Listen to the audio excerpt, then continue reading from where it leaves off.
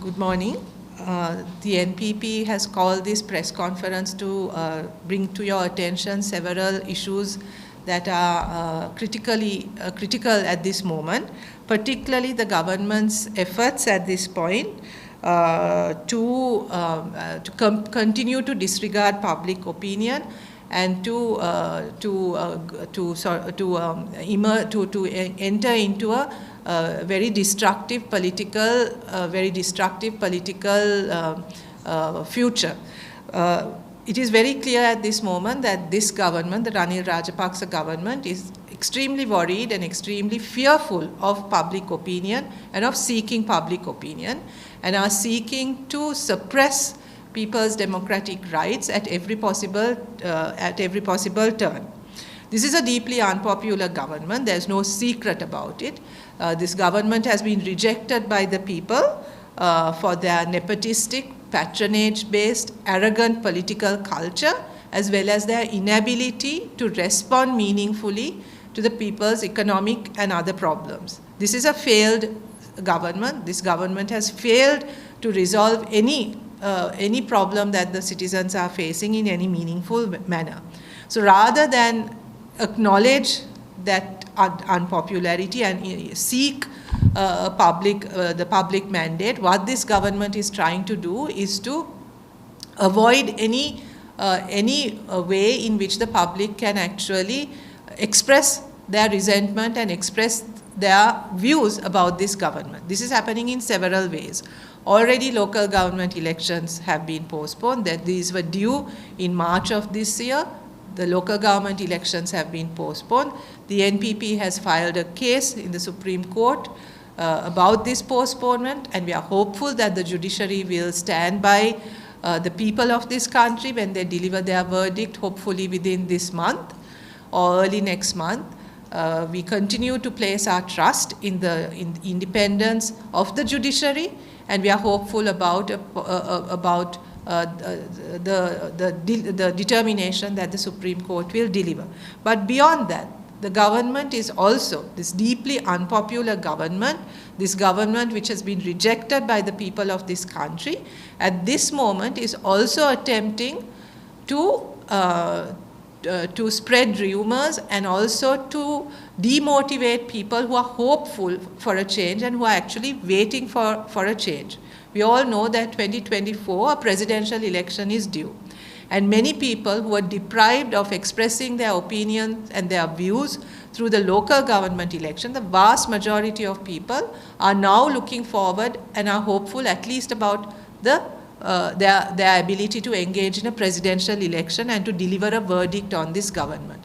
However, the government is spreading rumors and attempting at this point to create a discussion that rather than face an election, that they are prepared to abolish the executive presidency and thereby avoid holding an election even in 2024, and that for the next 2 years that there will be no further elections till 2025. This we see as an extremely anti-democratic and despicable move by a government that has completely lost people's mandate and has completely been rejected by the people of this country. At this point, we all know that the discussion about the executive presidency is a long-standing issue in our country. The NPP and particularly the JVP, one of the major political party within the NPP, has always stood for the abolition of the executive presidency. However, our position on abolishing the executive presidency has always been with a viewpoint to strengthening and furthering strengthening democracy within the country. It is very clear that the intention of this government, when it is talking about abolishing the presidency, has nothing to do with strengthening democracy. In fact, it is very much to do with further limiting democracy. So in that sense, this is not an attempt for a progressive reform of the Constitution. A constitutional reform that will further people's democratic rights. It is completely an effort to maintain their own power, to further limit people's democratic rights, and to remain in power by avoiding elections.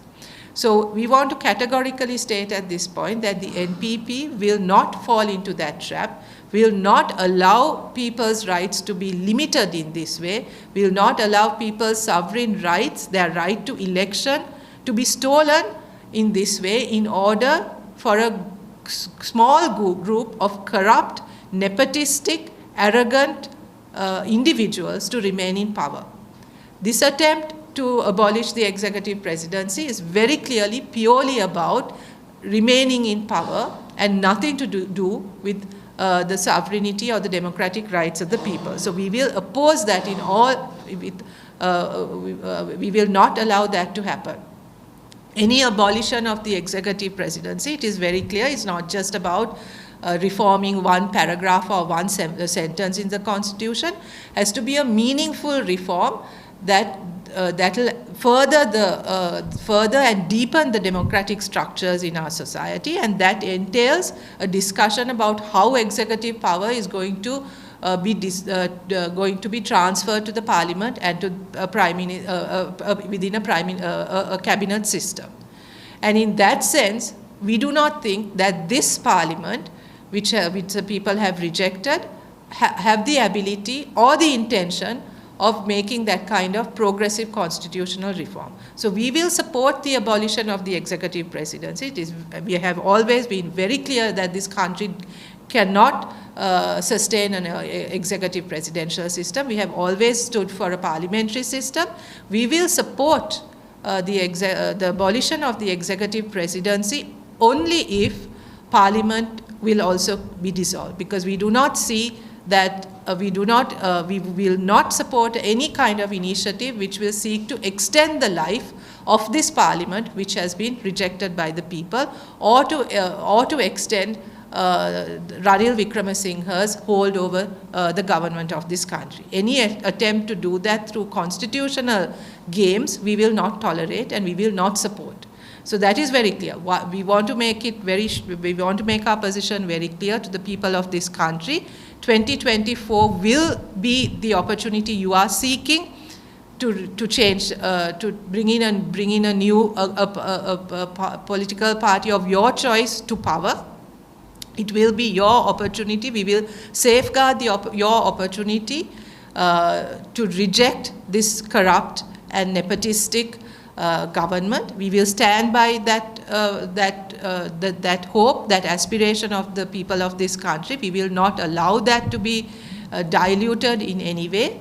So have no fear about that, have no doubt about that. 2024 will be the year of transformation of this extremely corrupt political culture in this country.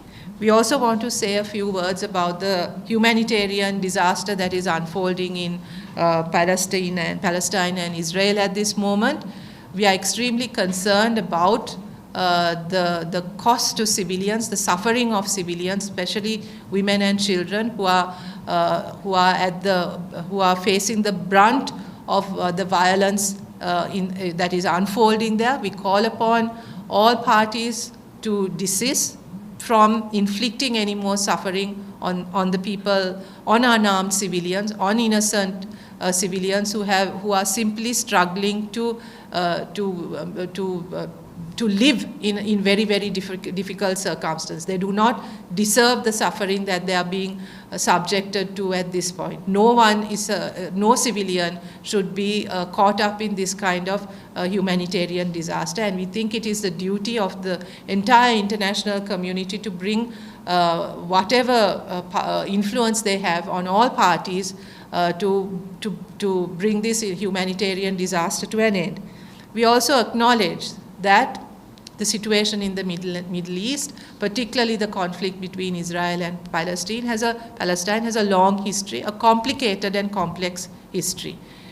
This is not the time or place for us to go into an analysis of this conflict, but rather to acknowledge the complexity of this problem and to call upon the international community to bring about a just solution to all parties. In 1947, the UN did bring about a two-state resolution. This was further confirmed in 1967 as well. there has been a long-standing discussion on a two-state solution to this crisis, where both Israel and Palestine would be able to function independently as sovereign nations, and we support that measure. It is unfortunate that vested interests within the international community, particularly the ambitions of the United States and other Western countries within the Middle East, has prevented that solution from materializing. That was a solution that the UN agreed upon, which is still not being implemented. So we once again reiterate the need for that UN facilitated solution. We are, as a political party, we recognize the value of an international rule-based international community, but the rule-based international community can only function if all countries within the international community have equal voice, have equal say, and are able to implement those resolutions in a way that is just and fair by all countries, not in a selective way. Whatever the rules that govern, that we agree upon internationally, have to apply equally to all international actors and not to a selected few. So we once again call upon all parties to the conflict to place the importance of alleviating the suffering to the civilian population as a priority and as of utmost importance. This world has seen enough suffering. This world has seen enough war and destruction. We must put an end to it. It is extremely unfortunate what is unfolding in that region at that moment, and we hope that we can come to a resolution as soon as possible. Thank you very much.